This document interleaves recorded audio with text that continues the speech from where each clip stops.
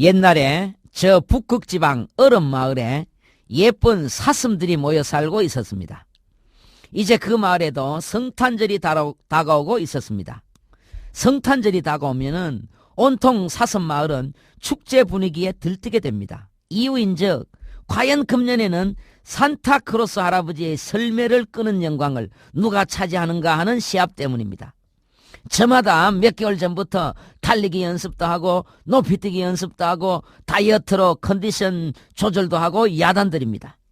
산타 할아버지 눈에 띄어서 그 해의 설매를 끌기만 하면은 하루아침에 일약 스타가 되기 때문입니다. 야, 징기스칸. 징기스칸은 사슴 이름입니다. 야, 징기스칸. 금년에는 말이야 아무래도 자네가 선발될 것 같아. 자네는 정말 멋진 다리를 가졌고 자네의 달리기를 따라갈 친구가 아무도 없잖아. 금년에는 틀림없이 자네가 선발될 거야. 기대해. 징기스칸이 대답합니다. 글쎄, 나도 오랫동안 눈보라치는 깊은 산속에 들어가서 금메달을 위해서 맹훈련을 하긴 했지만은 베토벤 그 친구 있지. 그 친구가 만만찮단 말이야. 그 친구는 평소에 콩나물을 얼마나 많이 먹었던지 오르막 내리막길에 리듬 타는 데는 베토벤을 따라갈 친구가 없어. 그 친구가 가장 라이벌인 것 같아. 근데 아니 저게 누구냐? 저게 루돌프 아냐? 야 루돌프, 딸기코 루돌프. 넌 딸기코이다 주먹코이다 몸매도 없는 뚱뚱보잖아. 너 같은 게 어디 스타들이 얘기하는데 옆에 와서 엿듣고 있어. 너도 설매를 끌어보겠다고? 웃기지 마. 빨리 꺼져버려. 루돌프 사슴코는 매우 반짝이는 코. 만일 내가 봤다면 불 붙는다 했겠지.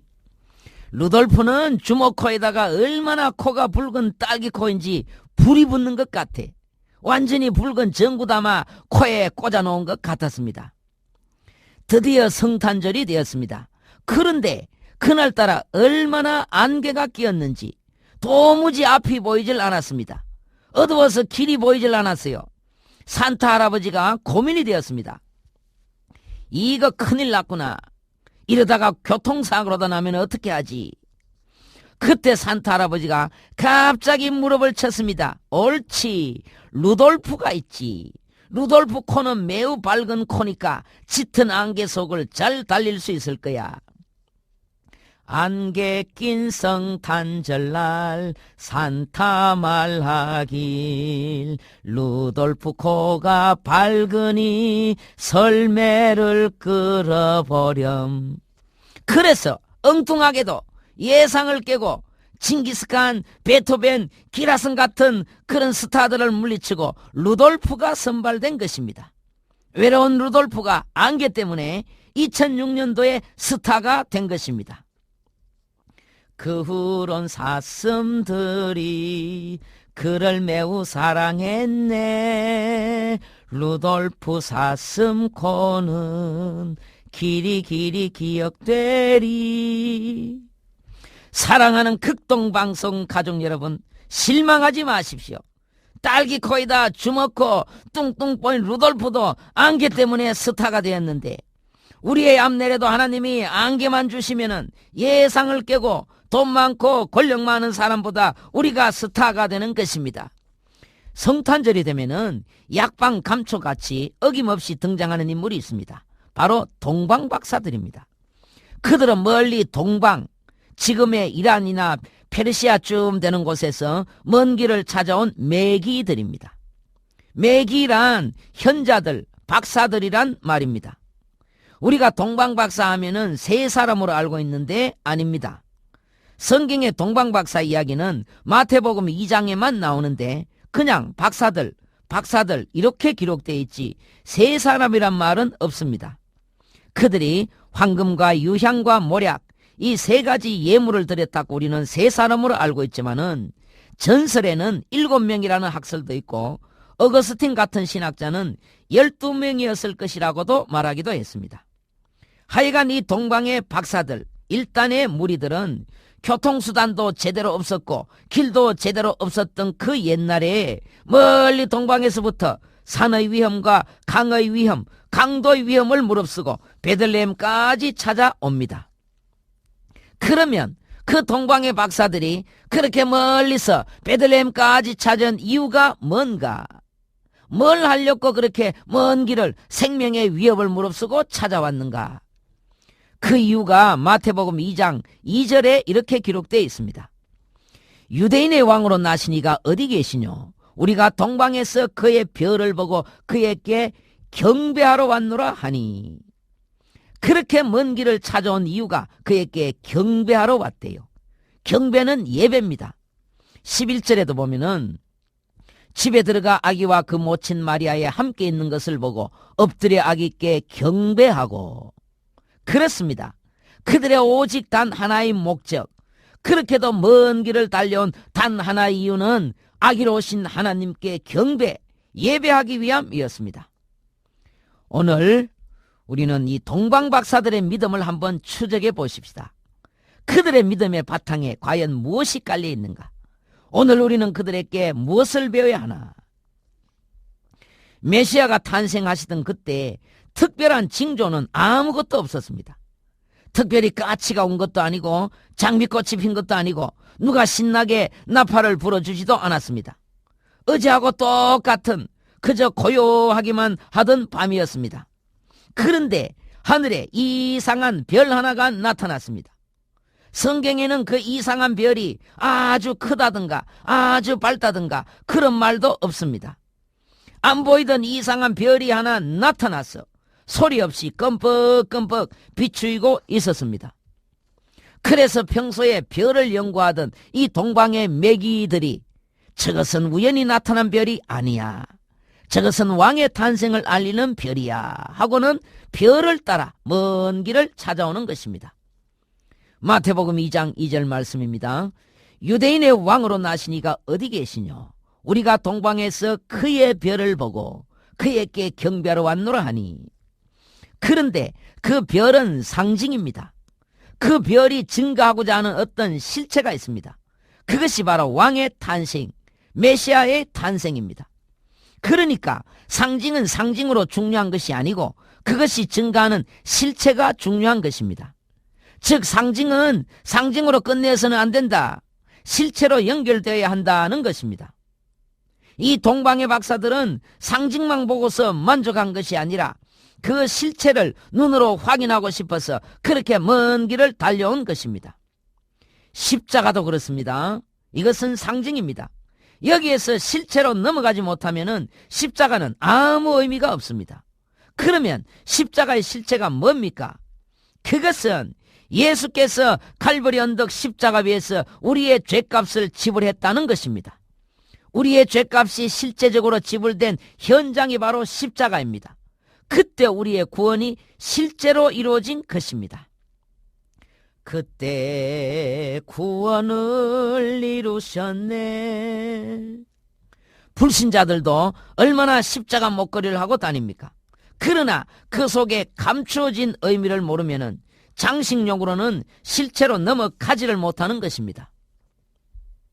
오늘날 유럽이나 미국은 교회가 텅텅 비어가고 있습니다. 왜냐합니까? 교회 안 나가도 돼요. 이불 속에 누워서 TV만 켜면은 예배를 다 볼 수 있습니다. 구태여 귀찮게 세수해야지, 옷 갈아입어야지, 교회까지 갈 필요가 없습니다. 지금 한국도 점점 이렇게 되어가고 있잖아요. 그러나 오늘 이 동방의 박사들은 이런 방법으로 예배드리지 않았습니다. 그 옛날에 길이 하나 제대로 있었나, 속도가 빨랐나, 적어도 그들은 왕복 수개월이 걸렸을 것입니다.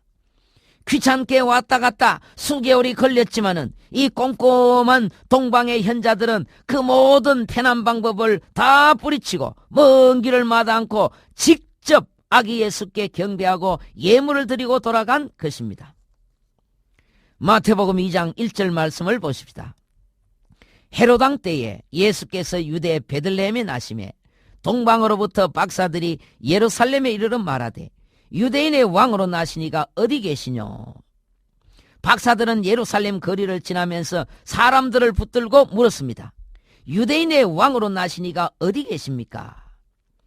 글쎄요, 왕이 태어났다고요? 금시초문입니다. 잘 모르겠습니다. 한 사람이 모르면은 다른 사람을 붙들고 또 물어봅니다. 유대인의 왕으로 나시니가 어디 계십니까? 아마 그때 예루살렘 거리에서는 서로가 이상했을 것입니다. 예루살렘 시민들은 이렇게 생각했을 것입니다. 모습을 보아하니 아주 귀족들인데 저 외국의 기빈들이 우리도 알지 못하는 새로 태어난 왕을 찾는데 도대체 이 어찌된 영문인가? 온 예루살렘이 듣고 소동한지라 했습니다. 동방 박사들은 또 이렇게 생각했을 것입니다. 저들은 멀리 동방에서 오직 별 하나만 보고 찾아오면서 예루살렘은 완전히 불꽃놀이하고 축포 터뜨리고 난리 법석인 줄 알았는데 정작 예루살렘 현장에 와보니 깊은 침묵과 정적 속에 있더라 하는 것입니다. 아이고, 이 답답한 무식쟁이들. 별도 여기서 보는 것이 훨씬 더 정확하고 분명할 텐데 아무도 이 새 소식을 모르고 있다니. 그때 동방 박사들이 얼마나 답답했겠습니까? 하여간 서로가 이상했습니다. 그러나 이 동방의 박사들은 당시의 여론에 넘어가지 않았습니다. 정작 본 동네 사람들이 모르는 걸 보니 별 볼 일 없는 인물이구나, 우리가 헛다리 짚었구나, 이렇게 하지 않았다는 것입니다. 세상이 그분을 어떻게 평가하고 여론이야 어떻든 그것하고 우리가 찾아가서 경배하는 것하고는 전혀 별개의 것이었습니다. 그들은 포기하지 아니하고 끝까지 추적 끝에 결국 그 왕을 찾습니다. 2장 11절 말씀에 집에 들어가 아기와 그 모친 마리아에 함께 있는 것을 보고 엎드려 아기께 경배하고 황금과 유향과 모략을 예물로 드리니라. 동방 박사들은 오직 왕께 경배하기 위해서 먼 길을 왔는데 드디어 그 왕을 찾아 경배합니다. 그러나 박사들은 아기 예수께 경배만 하고 예수님 그럼 안녕히 계세요 하고 돌아서지 않았습니다. 그들은 멀리서 미리 준비해온 보배의 합을 열었습니다. 황금과 유향과 모략을 예물로 드리니라. 그렇습니다. 내 물질이 있는 곳에는 내 마음도 있느니라. 정말로 마음이 가는 곳에는 항상 물질이 따르는 것입니다. 우리가 정말 부모님께 효도한다면 반드시 물질이 따릅니다. 물질이 따라가지 않는 효도는 반쪽 효도입니다. 하나님을 섬기는 것도 그렇습니다. 황금과 유향과 모략을 예물로 드리니라. 반드시 예물로 하나님을 섬겨야 됩니다. 이것이 참된 예배이고 참된 섬김입니다. 성경에 예배에 관한 많은 모범과 가르침들이 있지만 그 중에 단연 으뜸은 이 동방박사들의 예배와 섬김입니다. 크리스마스가 되면은 어김없이 등장하는 동방의 박사들. 우리는 그들이 몇 명인지도 모르고 이름도 모릅니다. 그러나 그들은 단 한 번 아기 예수와의 만남과 경배와 예물드림을 위해서 먼 길을 달려온 이방의 귀족들이었습니다. 그들은 정말 단 한 번의 예배에 생명을 건 예배의 사람들이었습니다. 이름 없이 빛도 없이 먼 길 찾아와 아기 예수께 경배하고 예물 드리고 그리고는 호련히 사라지는 그 동방박사들의 뒷모습을 유심히 바라보십시다. 예배가 심각하게 무너지고 있는 오늘날 그들이 무언으로 우리에게 남기고 한 메시지를 잘 들으시고 그들의 기쁜 참된 믿음을 잘 배우십시다. 은혜롭고 기쁜 날 되시기를 바랍니다.